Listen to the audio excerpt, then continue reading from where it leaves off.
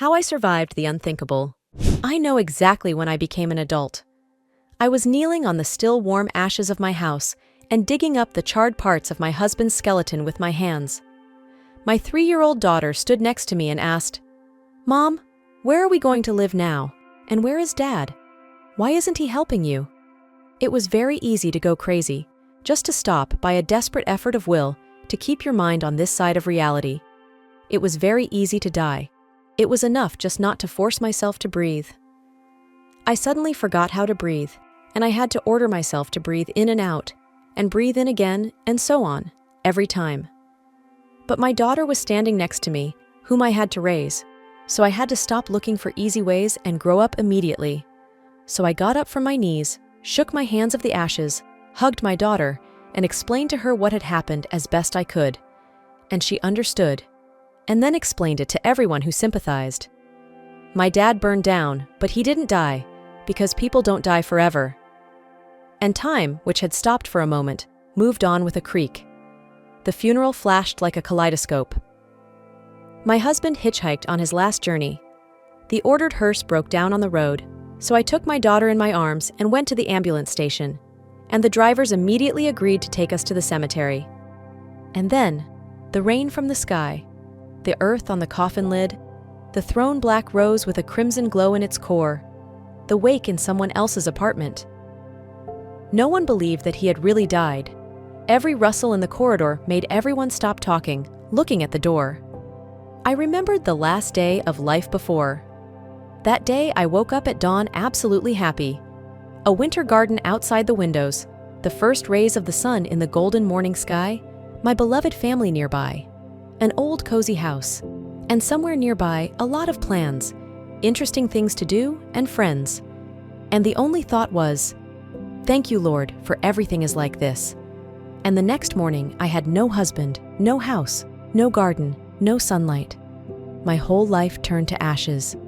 We said goodbye in passing until tomorrow, but it turned out that it was forever, and all that was left was to drive the endless questions from my mind.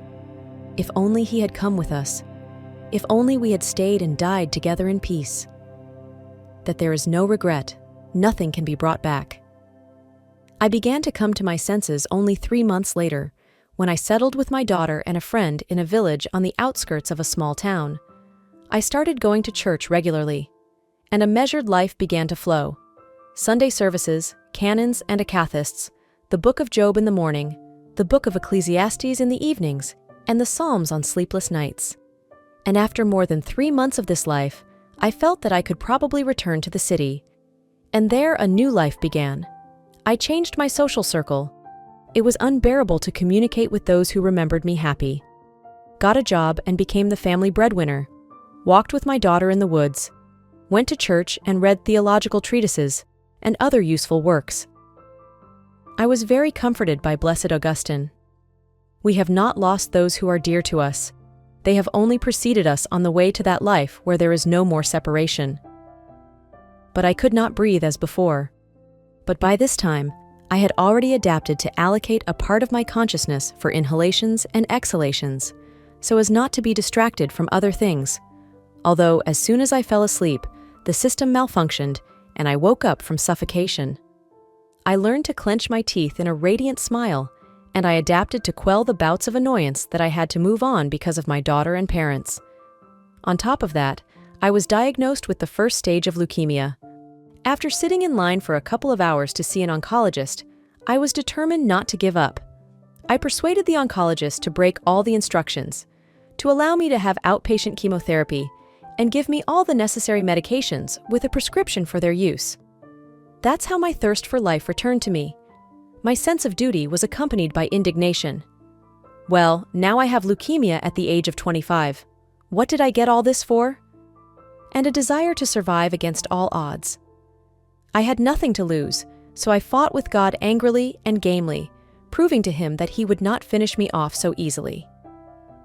A few months later, the leukemia receded, and the question, why, in my mind, was replaced by the reflection, why?